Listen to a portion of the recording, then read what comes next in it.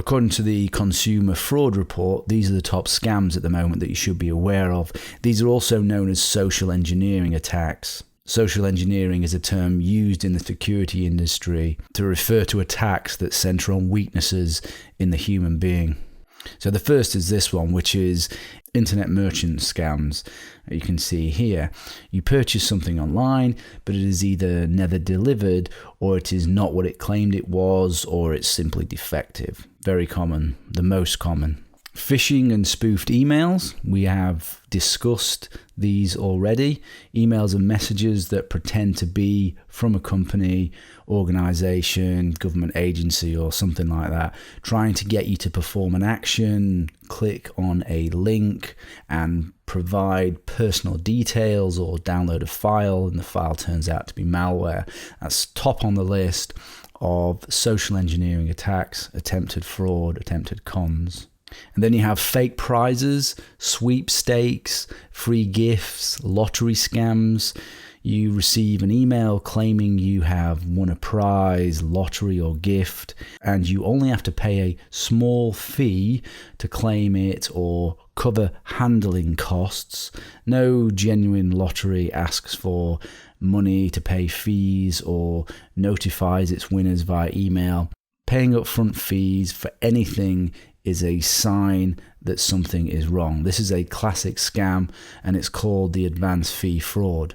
You got fake check payments. So you sell something online or through Craigslist or something like that, and you're paid with some sort of phony check. Recovery and refund companies. A scammer contacts you and claims you owe money on a debt, or the scammer offers to recover money that you've lost in a previous scam. Don't believe it. Computer performance scams, like equipment and software. Scammers claim to offer technical support for computer problems and charge a fee to fix non-existent problems. Like the adware we went through that claims that there was non-existent malware on the machine, but if you buy their product, by magic, it will be gone. Another scam. Scholarship, student loan, and financial aid scams. For a fee, a research company offers to conduct a customized search for scholarships or grants for students to apply for. Scammers take the money and run, or provide just a worthless service. And the online dating scams. Fake profiles of scammers posing as attractive men and women.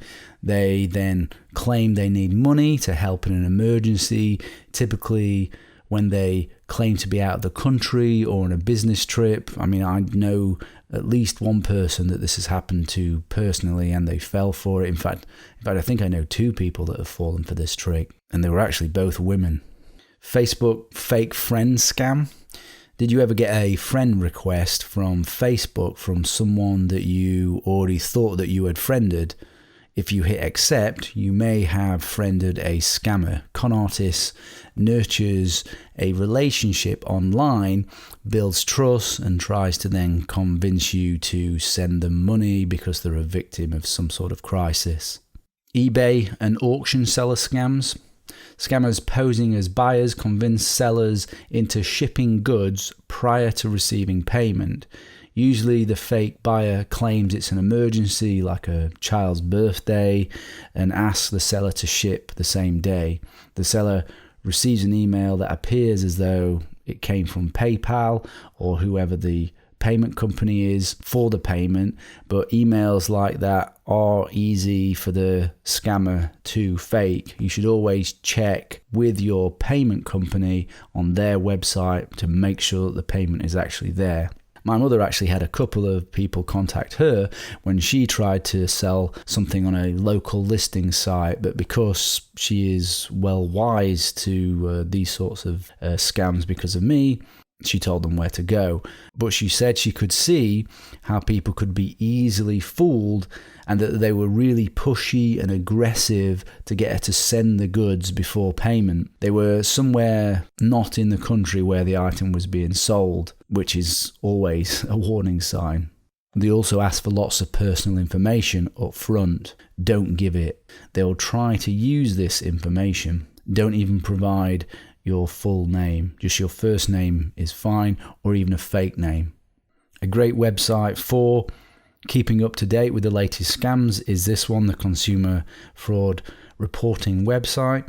And there's also a UK one which is very good, which is Action Fraud, which is from the UK police. We discuss ways to avoid these sorts of social engineering scams, both through changing your behaviour and also through technical security controls throughout the course.